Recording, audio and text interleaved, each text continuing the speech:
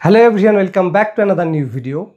তো আপনাদের ইউটিউব চ্যানেলের মধ্যে যদি কপিরাইট স্ট্রাইক রিলেটেড ঠিক এরকম ধরনের কিছু প্রবলেম থেকে থাকে, তাহলে রিকোয়েস্ট করব আজকের এই ভিডিওটিকে আপনারা কমপ্লিটলি ভালোভাবে ওয়াচ করবেন।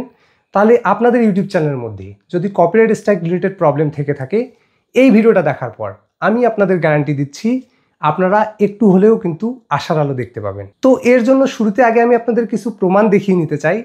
এখানে আপনারা লক্ষ্য করুন, এই যে চ্যানেলটিকে আপনারা দেখতে পাচ্ছেন, দেখুন নুবাস প্লে টাইম। এই চ্যানেলের মধ্যে প্রায় 1,79,000 উপরে কিন্তু সাবস্ক্রাইবার রয়েছে। বাট দুঃখজনক বিষয় হচ্ছে, এখানে আপনারা লক্ষ্য করুন, এই ইউটিউব চ্যানেলের মধ্যে কিন্তু 90 দিনের মধ্যে 4টা কপিরাইট স্ট্রাইক কিন্তু চলে এসেছে। এবং অপরদিকে আরও একটা ইউটিউব চ্যানেলকে এখানে আমি আপনাদের দেখাচ্ছি, দেখুন এই ইউটিউব চ্যানেলের মধ্যে প্রায় 5 লক্ষের উপরে কিন্তু সাবস্ক্রাইবার রয়েছে। বাট দুঃখজনক বিষয় হচ্ছে, এখানে আপনারা লক্ষ্য করুন, এই ইউটিউব চ্যানেলের মধ্যেও কিন্তু অলরেডি 90 দিনের মধ্যে 3টা কপিরাইট স্ট্রাইক চলে এসেছে। যদিও এই ইউটিউব চ্যানেলের মধ্যে শুরুতে 4টা কপিরাইট স্ট্রাইক ছিল, একটা কপিরাইট স্ট্রাইক অন্যভাবে রিমুভ করা হয়েছে, সেটা নিয়ে আমি হয়তো বা ভিডিওর মধ্যে বলবো, ওকে, বা ভিডিওর শেষে বলে দিব। বাট ইউটিউবের রুলস অনুযায়ী এটা আপনারা প্রত্যেকেই ভালোভাবে জানেন যে যখন একটা ইউটিউব চ্যানেলের মধ্যে 90 দিনের মধ্যে পরপর 3টা কপিরাইট স্ট্রাইক চলে আসে, তখন কিন্তু সেই ইউটিউব চ্যানেলগুলোকে ইউটিউব থেকে টার্মিনেট করে দেওয়া হয় বা ডিলিট করে দেওয়া হয়। এবং এই দুইটা চ্যানেলের ক্ষেত্রেও কিন্তু এই নিয়মের ব্যতিক্রম ঘটেনি।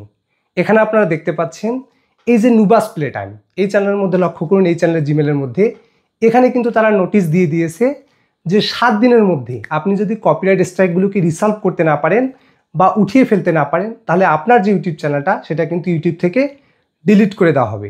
এবং এখানে আপনারা দেখতে পাচ্ছেন এই চ্যানেলের ক্ষেত্রেও কিন্তু সেম মেল, যে 7 দিনের মধ্যে কপিরাইট স্ট্রাইক রিসলভ করতে না পারলে আপনার যে ইউটিউব চ্যানেলটা সেটা ইউটিউব থেকে টার্মিনেট করে দেওয়া হবে। বাট আপনারাই বলুন তো, আমরা থাকতে এই ইউটিউব চ্যানেলগুলোকে কি আমরা ডিলিট হতে দিতে পারি? তো এখন আপনাদের ইন্টারেস্টিং পার্টটা দেখিয়ে দিচ্ছি। দেখুন, এই ইউটিউব চ্যানেলের মধ্যে 4টা কপিরাইট স্ট্রাইক রয়েছে। এই 4টা কপিরাইট স্ট্রাইকের মধ্যে 3টা কপিরাইট স্ট্রাইকে কিন্তু আমি অলরেডি ফরওয়ার্ড করে দিয়েছি। ফরওয়ার্ড জিনিসটা কি একটু পরেই বলতেছি। এবং এই চ্যানেলের মধ্যে লক্ষ্য করুন, 3টা কপিরাইট স্ট্রাইকের মধ্যে, ঠিক আছে, একটা কপিরাইট স্ট্রাইককে কিন্তু আমি অলরেডি ফরওয়ার্ড করে ফেলেছি। এটা আপনারা প্রত্যেকেই ভালোভাবে জানেন যে 3টা কপিরাইট স্ট্রাইক আসলে কিন্তু আমাদের যে ইউটিউব চ্যানেলটা সেটা কিন্তু ডিলিট হয়ে যায়। ঠিক আছে, এখন 3টা কপিরাইট স্ট্রাইক থেকে আমরা যদি একটা কপিরাইট স্ট্রাইককে কোনোভাবে রিমুভ করে ফেলতে পারি, তাহলে কিন্তু আমাদের যে ইউটিউব চ্যানেলটা সেটা কিন্তু সেভ হয়ে যায়। বাট এই যে ইউটিউব চ্যানেলগুলোর মধ্যে আপনারা ফরওয়ার্ড লেখাগুলোকে দেখতে পাচ্ছেন, তাহলে কি আমাদের ইউটিউব চ্যানেলটা সেভ হয়ে গেছে? তো আমি আপনাদের বলি, আপাত দৃষ্টিতে এই ইউটিউব চ্যানেলগুলো কিন্তু সেভ হয়ে গেছে। তো এই কপিরাইট স্ট্রাইক ফরওয়ার্ড জিনিসটা কি, এটা যদি আমি আপনাদের একটু বুঝিয়ে বলি, তাহলে দেখুন, কোনো একজন ব্যক্তি, ধরুন যে কোনো একজন ব্যক্তি আপনাকে একটা কপিরাইট স্ট্রাইক দিয়ে দিয়েছে। তো মাঝখান থেকে ইউটিউব কিন্তু এটাকে ভেরিফাই করে যে না, ওই বান্দাটা ঠিকই বলতেছে, যে কপিরাইট স্ট্রাইকটা দিয়েছে, বা ইউটিউব মনে করে ওই বান্দাটা ঠিকই বলেছে যে আপনি তার ভিডিও কপি করেছেন, যার কারণে ইউটিউব এটা ভেরিফাই করার পর কিন্তু ইউটিউব আপনার ভিডিওর মধ্যে একটা কপিরাইট স্ট্রাইক বসিয়ে দেয়। এখন আপনাদের হাতেও কিন্তু একটা সুযোগ থাকে, যেটাকে বলা হয় কাউন্টার নোটিফিকেশান। এই রিলেটেড কিন্তু আগেও আমি একটা ভিডিও বানিয়েছি, আপনারা চাইলে এই ভিডিওটাকে ভালোভাবে ওয়াচ করতে পারেন, তাহলে কাউন্টার নোটিফিকেশান সম্পর্কে কিন্তু আপনারা ডিটেইলি বিষয়টাকে জানতে পারবেন।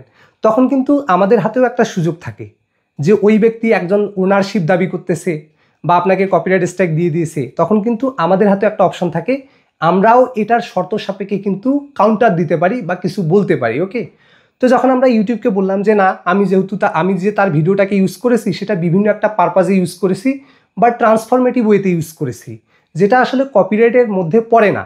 তো যখন ইউটিউব আমাদের কথাটাও শুনে যে না, এই বান্দাও ঠিক বলতেছে, যে সে যে কপিরাইট স্ট্রাইক দিয়ে সেও ঠিক বলতেছে, অপরদিকে যাকে কপিরাইট স্ট্রাইক দেওয়া হয়েছে সেও যখন একটা তথ্য সাবমিট করলো, তার কথাটাও ঠিক রয়েছে, এখন ইউটিউব কার কথা শুনবে?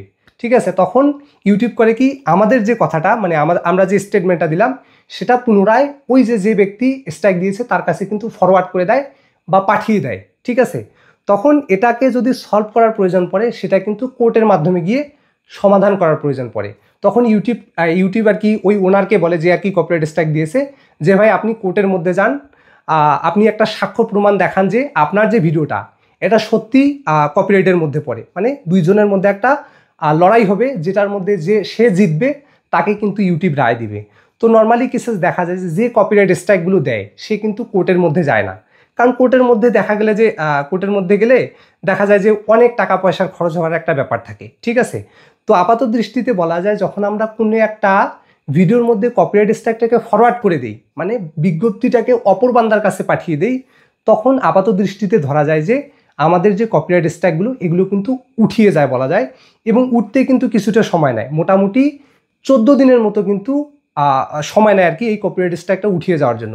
ওই 14 দিন সময় কিন্তু ওই ব্যক্তিটাকে দেওয়া হয় যে কপিরাইট স্ট্রাইক দিয়েছে, যে আপনাকে আমরা 14 দিন দিলাম, সরি এখানে 10 দিন থাকে মোটামুটি, 10 দিন থাকে কিন্তু কপিরাইট স্ট্রাইক উঠতে উঠতে দেখা যায় 14 দিন চলে যায়, মানে ওই ব্যক্তিটাকে 10 দিন সময় দেওয়া হয় যে 10 দিনের মধ্যে আপনাকে কোর্টের অর্ডার, ঠিক আছে, কোর্টের অর্ডার শো করাতে হবে।